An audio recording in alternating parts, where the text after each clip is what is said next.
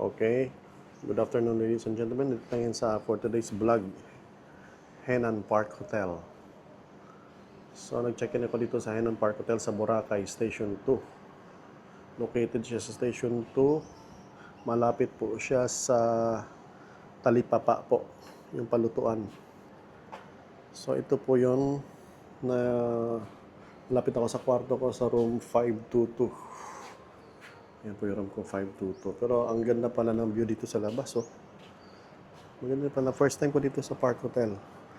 Most of the Henan hotels na tinutuluyan ko, malayo po din dito. Meron isa dito yung Crystal Sand, tsaka yung nakapag-try na rin sa Crystal Sand, tsaka sa Garden. So ngayon ito, first time ko dito sa Park Hotel. Sinubukan ko lang kung maganda ba. So try natin. Tingnan natin yung loob ng kwarto ng room. Okay. Yan. Yan ang bag ko dyan sa loob. Ito po yung kwarto niya. Yan. Yan yung kwarto niya. Ito po yung restroom niya. Okay. Start na tayo sa restroom niya. Pero bago mag-start, meron sila mga guidance ito, resort policies. So basahin na lang ninyo kung gusto niyo malaman yung mga resort policies niya.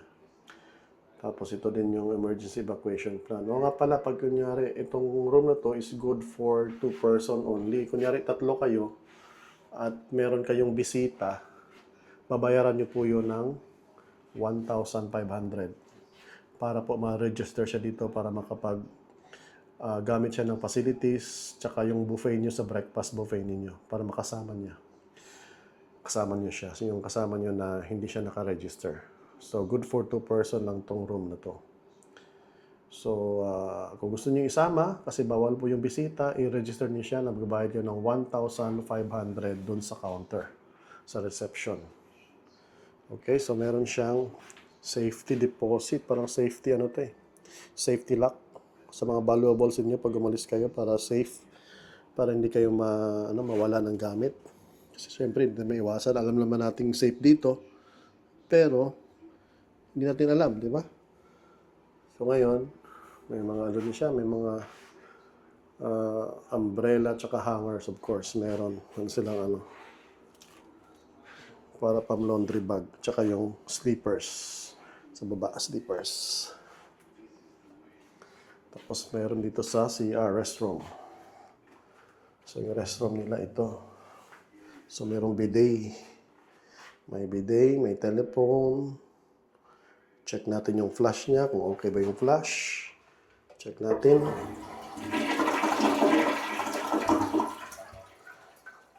Okay. Tapos, ito yung shower. May kasama na rin siyang mga shampoo, conditioner, tsaka body wash. Yan. Yan po, shower. Yan. Magana naman siguro yan, no? Okay. Tapos, meron din siyang bathtub. Mga towels na rin, syempre. Henan Group, meron talaga mga towels yan. Yan. Meron siyang dito. Gusto nyo makita kayong naliligo, pwede naman. Yan. Yan, nalabri ng yan, may sabon, may toothpaste. Meron din siyang hair dryer.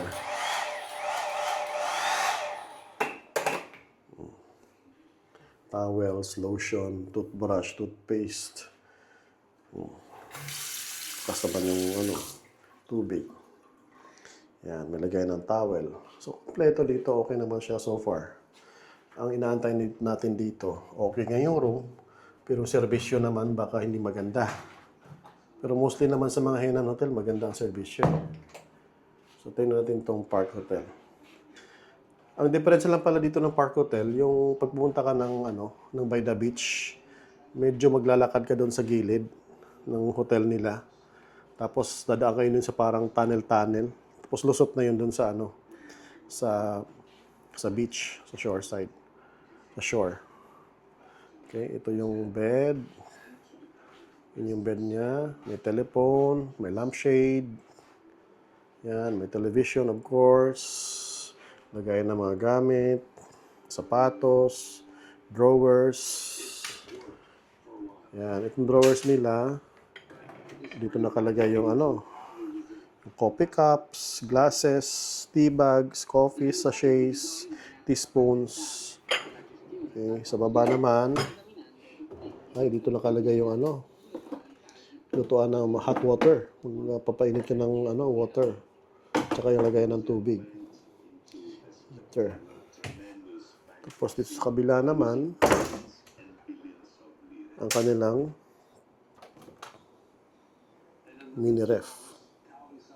Pero observe natin yung mini ref nila wala laman. Dapat may lamang tubig yan na libre, di ba? Dapat may palaging libre ng tubig. Itatawag ko na lang mamaya sa reception ba't walang tubig dito na libre. Yan. May mirror.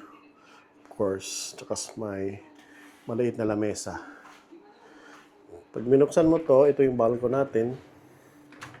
So, nakatutok sa atin dito yung pool side. So, sa pool side, ito may lamesa dito. Pwede kayo mag-snacks dito, pwede kayo mag-inuman dito. Pero syempre, huwag maingay kasi hotel to eh. Baka may magreklamo. Pero pwede kayo mag-snacks dito. Okay? Pwede rin uminom of course. Pero syempre, yun nga lang. Huwag masyadong gabi na, huwag mag-ingay. So ngayon, ito yung pool. Yung balcony namin nakaharap sa pool. Ayan. Ito yung pool ng Henan Park Hotel. Henan Park Hotel. Ayan. Ayan. Meron nagliligo sa baba. Maganda rin. Ayan. Ang presyo po, i-check nyo na lang po sa internet. Pero yung kwarto na kuha ko nito is around 4,700 yata. Yung binayaran ko through online, through booking.com. Yan. Pag may balak kayong pumunta dito sa Boracay, try to check nyo rin tong Park Hotel. Baka magustuhan ninyo. Tsaka i-update ko lang din kayo mamaya kung ano po yung service nila, tsaka bukas yung breakfast nila. Yan. Yan po. Maganda naman din siya ang view. Yan. Okay. Kari tayo sa loob. Yan. Isampayan din. May mga basa kayong mga shorts, underwears, pwede nyo ilagay dyan, t-shirts. Okay.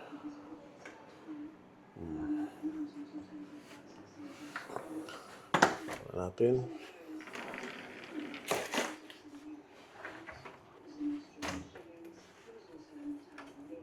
Magsara nito. Yan. So yan. Ito pa yung overall. Sana maganda yung serbisyo dito. Yun lang yung pinipray ko na sana maganda ang serbisyo dito. Service sa food. Sa mga naman. So far naman mababait naman yung mga staff nila.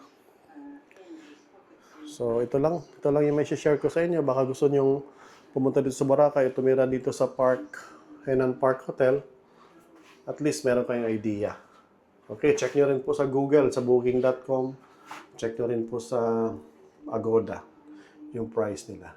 Okay? And that's it for today. Thank you so much!